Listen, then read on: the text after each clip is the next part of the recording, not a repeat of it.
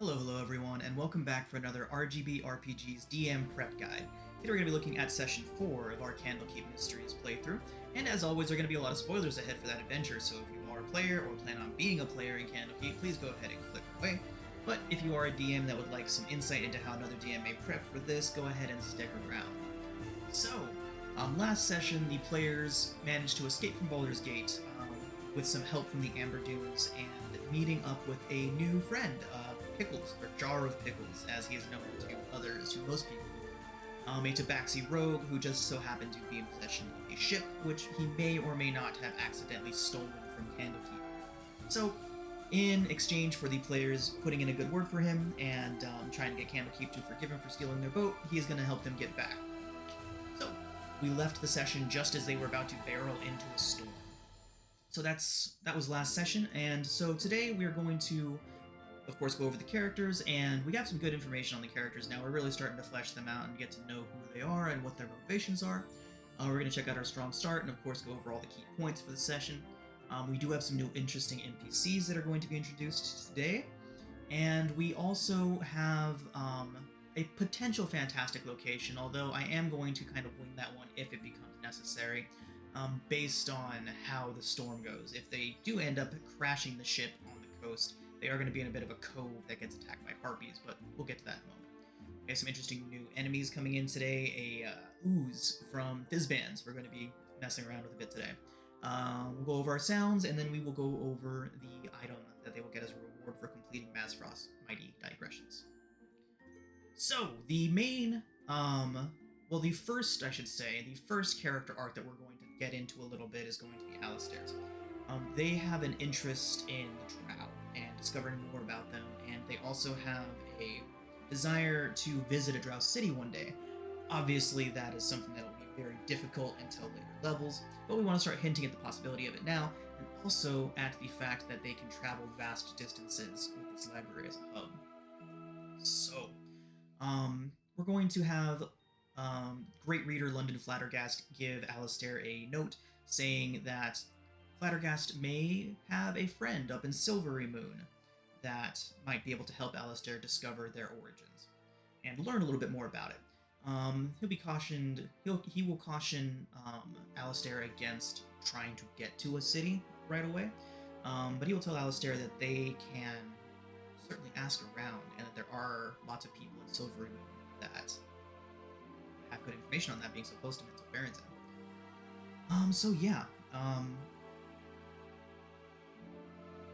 And of course we'll get into the meat and potatoes of the session here, but the storm is the first thing that'll happen, and we'll get into how and why they're going to get to Silver Moon in just a minute. But the session is going to start with the players about to sail into a storm. We have some storm rules that we like to use. It's basically just the main storm rules with a couple little adjustments for this. We are going to keep the storm at a strong storm. We don't want to make this too difficult, especially since the party is still level 3, but we do want to have a chance for failure. So for a storm, we're going to do a group check. We're probably going to have Jar of Pickles be the captain in this situation unless somebody else in the party has water vehicle proficiency, which I don't think they do. But Pickles will likely be the captain and will be able to be assisted by one of the party members, and then we have these other 3 roles to fill. I do find that I do end up allowing players to kind of just make whatever kind of checks they would find helpful. Like, describe to me what it is that you're doing to help keep the boat going right now.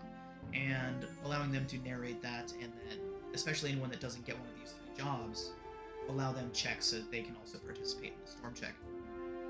So it'll be a group check of a DC 15. If they do fail that, there is a chance, if they fail it by enough, that the ship will crash.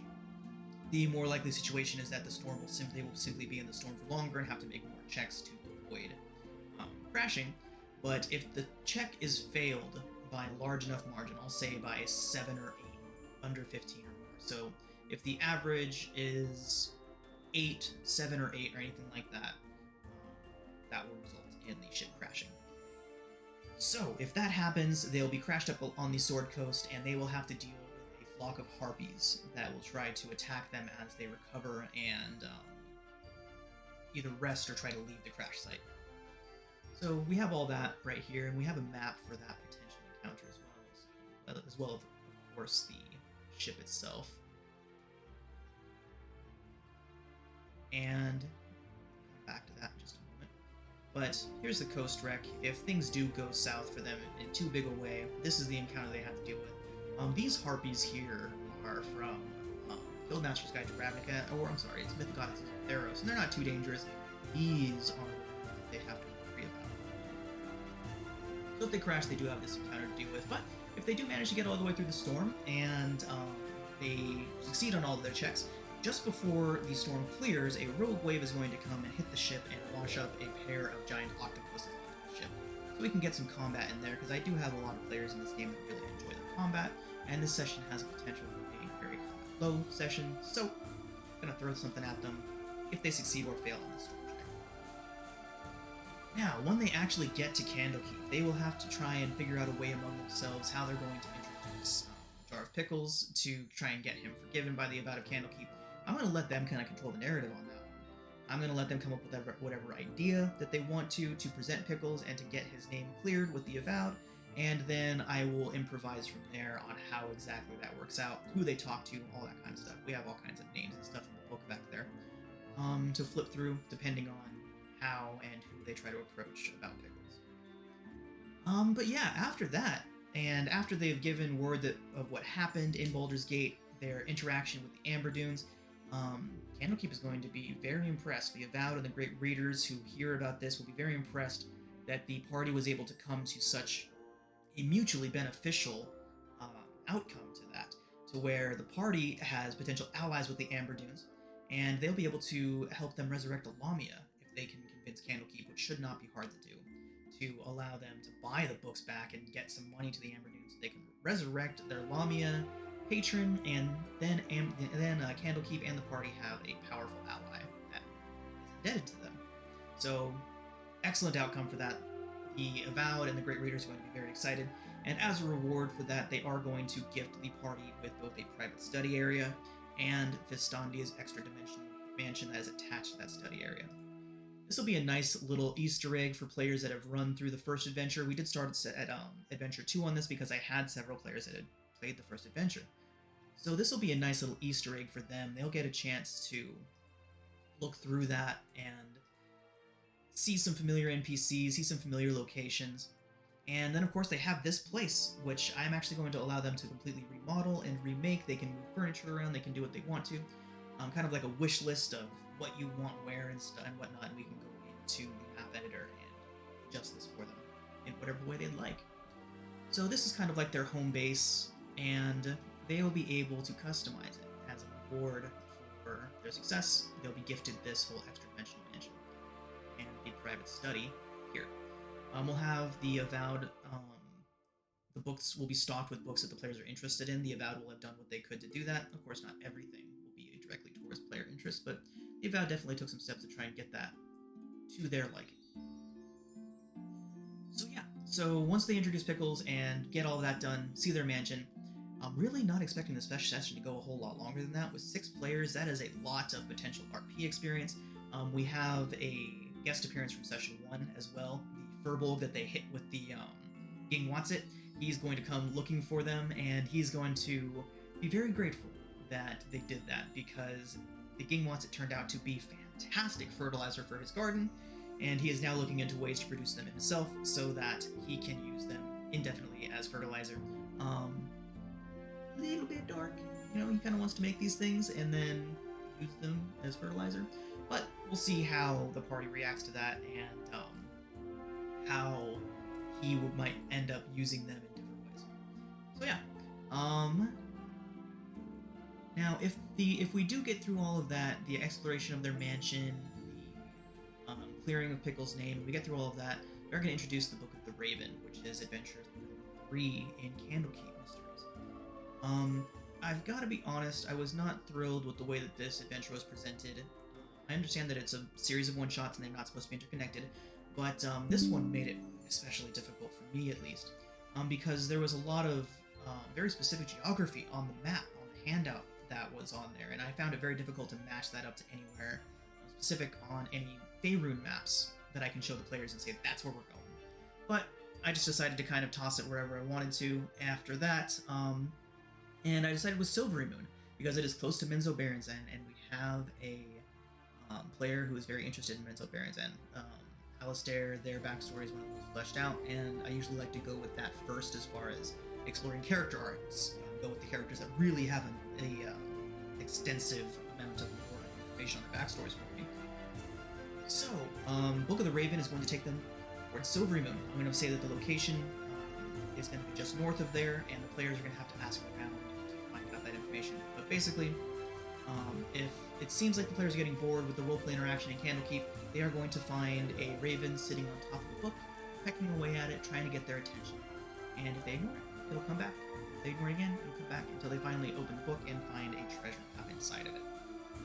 So yeah. Also, as the players are exploring around, if it seems like they want some combat, we are going to have a dragon blood ooze come up and out of one of the fountains as they're kind of just walking around the grounds, and that'll be a fun little combat encounter. But yeah, so we'll go a little bit into what we plan on doing with the Book of the Raven. But it was brought to Candlekeep by the spirit of a young girl. There are a bunch of were-ravens in her house, and she wants them out. The party doesn't really know why, but they are going to see a map inside with treasure in it.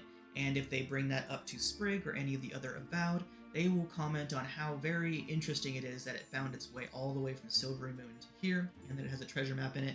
They will then send the players out to investigate.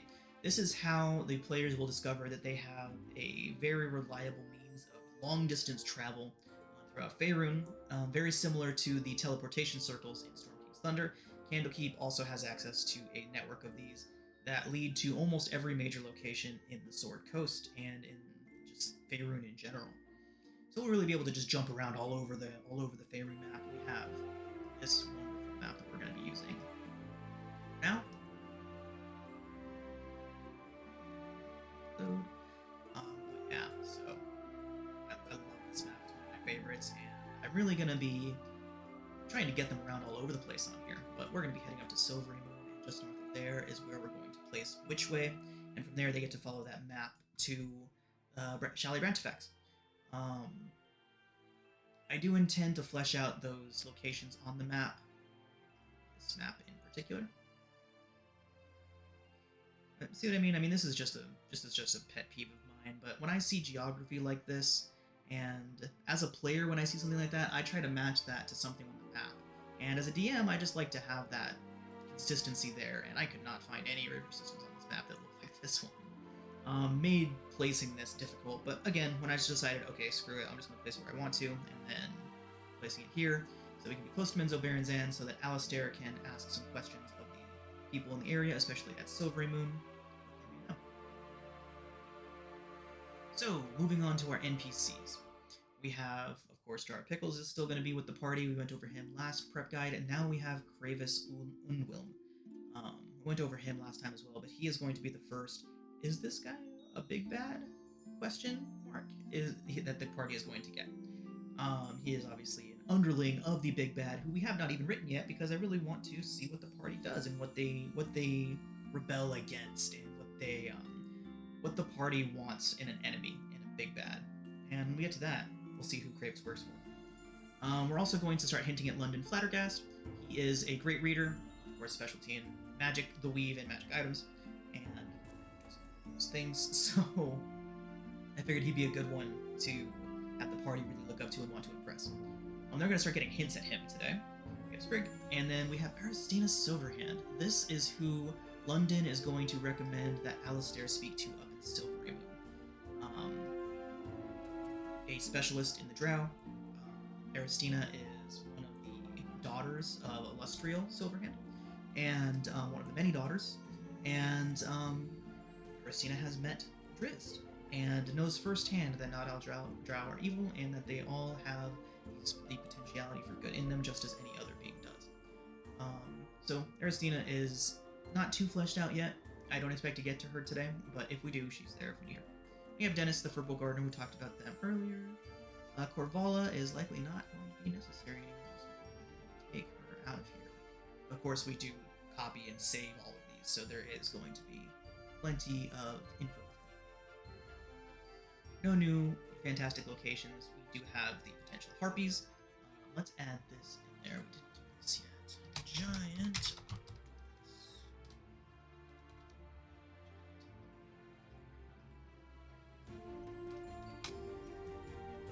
then they get the helm telepathy. Um, I couldn't really figure out anything more specific for the party to get at level 3 just yet, and the helm telepathy seemed like a good reward, so we just decided to stick with that. Now we have some info in our campaign map. Parties garner the attention of some of the great readers by the time that word gets around of what they did with the Amber Dunes. So they're going to get some information there. And then, after another successful mission number 2, they may begin to get access to some more restricted sections, library, and more information about stuff like that. Last but not least, our music for this session. A lot of this is available on Tabletop Audio. Anything that you see that is not listed as a Tabletop Audio title is through Monument Studios. I highly recommend checking them out. Their music is fantastic, and they just released a whole catalog of MP3s that are very loopable. Excellent stuff. So for this session, the Thunderstorm, which we add to the Sea of Moving Ice. Obviously, they are not anywhere near ice or the Sea of Moving Ice up in the far north, but the sounds that came with this one I really enjoyed. It sounds more like a storm than anything else, and especially more so in the open ocean, especially when we combine it with Thunderstorm. Combining those two things together makes the exact type of atmosphere that we want out of this section of the storm. The Quiet Cove. We are going to play, if they do end up on that cove, it'll of course be before some fight music happens, and we have open ocean for when they clear the storm and are on their way to Candlekeep. We always have our list of Candlekeep music available. These are different sounds for different occasions whenever they're in somewhere in Candlekeep. Of course, have our 2 fight songs that we picked out for this session, and then we have our main Candlekeep theme, which you all were hearing before I got into the rest of this music. So yeah, that is our session for this week, session 4 of Candlekeep Mysteries. I do expect it to be a very roleplay heavy session, but if things do start to slow down and people look a little bored, I do have 2 combat encounters to throw in there for that. So, as always, thank you very much for checking this out. As always, we thank you for watching, and remember that you can check these out on Patreon. All the maps that you saw are available on our Patreon as well. You do get early access to these videos through Patreon, and they will be available there a full month before they are available on YouTube. So if you're watching this on YouTube, check out the Patreon linked below. Maps, DM advice, and a lot more videos like this there. Thank you very much for watching, and we'll see you next time.